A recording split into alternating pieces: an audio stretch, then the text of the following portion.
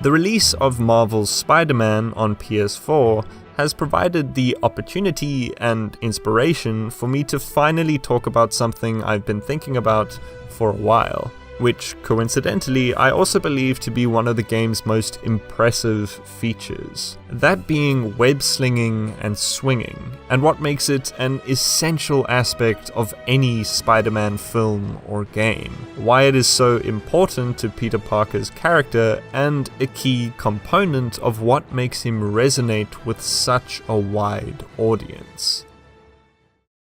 All units, level 4 mobilization. Location, Fisk Tower. Fisk?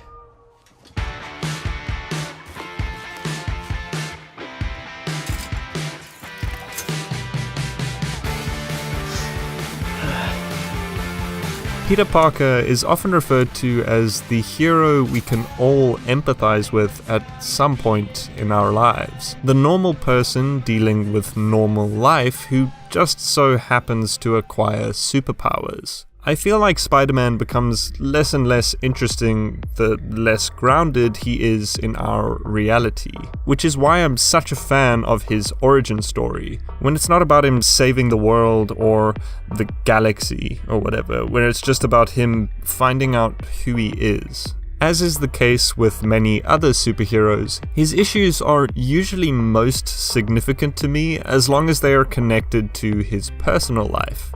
The life I can more easily relate to. And aside from a range of things, including nostalgia, that's one of the reasons Sam Raimi's Spider-Man 2 is the film I love most in the franchise. Because of all the movies so far, I think it best represents the way Peter's personal life interferes with that of Spidey.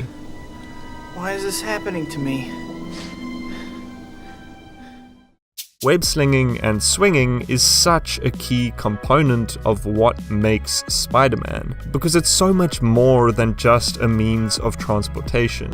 It allows him to travel really quickly from place to place in the case of an emergency, but it also gives him the opportunity to take a break from the stresses of everyday life. Even for me, and I'd argue for most people, sitting on a swing set is cathartic, meditative.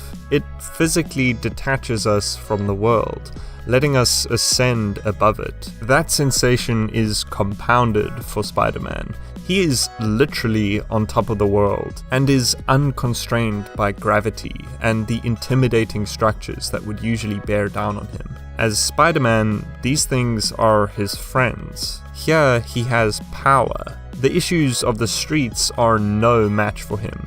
Notice his physical flexibility. During this moment, he doesn't need to feel embarrassed or anxious about what people think of him. As Peter, their judgment would otherwise make him rigid and conform to social pressures. The mask protects him from ridicule, while simultaneously allowing the viewer or player to easily project themselves onto him. Often, the city is referred to as a concrete jungle gym. I'd argue partially because it takes him back to the days before we cared about such things. It's a toy to play within. Everything about the superhero part of Spider-Man is liberating.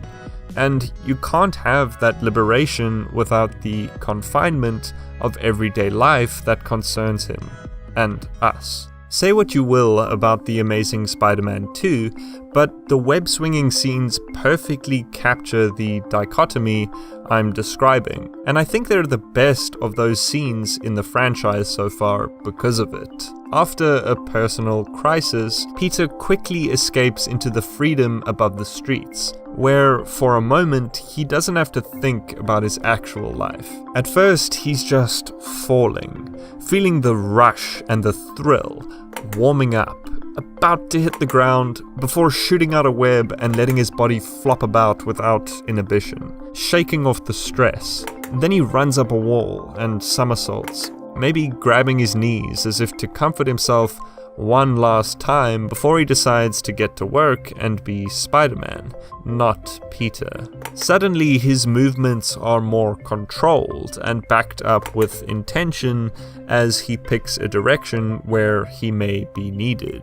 This entire process is so beautifully nuanced, and that's just one of many possible interpretations of it. Each little action says so many things that you don't need a face or voice to express. The animators here did an incredible job adapting the art from the comics, and obviously the better tech also helped them make Spidey look less rubbery and feel more heavy than before. I maintain that Raimi's trilogy set an incredible foundation with some amazing effects for its time, giving Spider-Man a certain elegance and precision that I appreciate, and which makes sense, but which I just don't prefer as much after seeing The Amazing Spider-Man 2.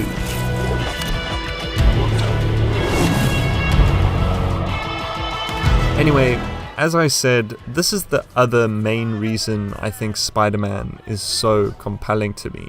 I want what he has, that method of escapism that also allows for full-body emotional expression. And now Insomniac Games has attempted to capture that in the Spider-Man PS4 game, so that we may get a taste of Spidey in all his glory. And thanks to a big budget, lots of resources, reference, talent, experience, and understanding, I think they succeed where so many other Spider-Man games have failed. There's such a wide range of animations, with most of these poses ripped straight out of the films and comics, all of which embrace so many different kinds of attitudes as I described before. It seems to take a lot of inspiration from The Amazing Spider-Man 2, and clearly I couldn't be more happy with that. I really hope that other creators are also able to take what they did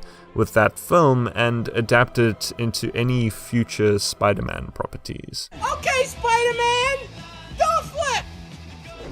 As I've explained, there is so much more potential for storytelling with this character in every minute action. Let me know what you think of web-slinging or web-swinging and what I've had to say about it. This is actually a rather complex topic, and there's definitely room for my argument to be elaborated on and contested. Also, how are you liking Spider-Man on PS4 so far? Obviously, I'm really enjoying it, even if it does rely on so many open world design trends that it doesn't actually need, though that's a video for another time. Anyway, thank you for watching, have a great day, and hopefully I'll see you in the next video.